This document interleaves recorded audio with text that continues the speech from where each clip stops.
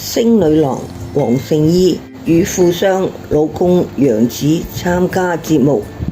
《再見愛人4》，抽起咗唔少熱門嘅話題。然而節目近日迎嚟大結局，每對夫妻需要選擇下車或者係唔下車嚟決定是否延續婚姻嘅生活。而喺呢個最後嘅關頭，楊紫仍然對自己超有信心，仲死要面子講出一番說話，令到網民相當怒氣，又嬲又冇嘢講。喺最後一集節目選擇下車或者係唔下車嘅環節中，兩人似乎係糾結咗許多，而最終楊紫選擇落車，仲想延續呢段婚姻，但係黃聖依卻落車，決定斬斷呢段婚姻。佢認為自己係時候做返自己。我希望佢知道，佢要失去一啲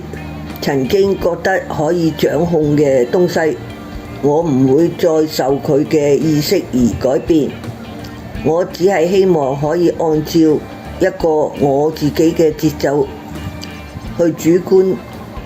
去做一啲選擇，唔好意圖喺婚姻裏邊依賴對方，仲要掌握喺自己嘅手，掌控喺自己嘅手裏邊。本身每個人都有佢獨自主嘅，仲都可以過得好好，只要自己改變就得啦。呢啲才是真正嘅好，所以人係靠唔住嘅。揚湯止沸不如利刮療傷，有時候要經過一啲痛苦，你先會成長，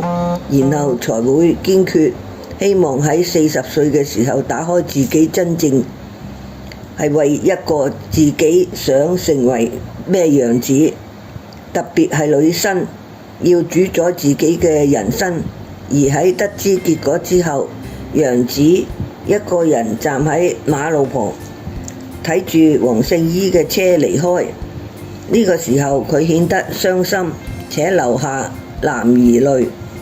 畫面相當悲慘。但事後接受採訪嘅時候，佢仲死要面子咁表示，其實我想到佢可能唔會下車，我也想唔下車，因為我要面啊嘛，我都唔係找得一個更好嘅，但係我了解佢係比較過度依賴我。正因為呢句說話，網民亦慶幸黃聖依最後決定下車，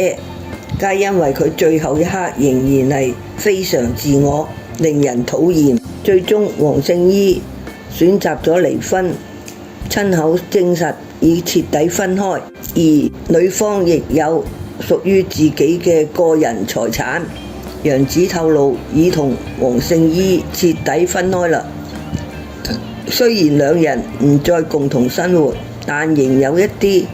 聯絡嘅。黃聖依表示當然有聯絡啦，咁就分開住就啱啦。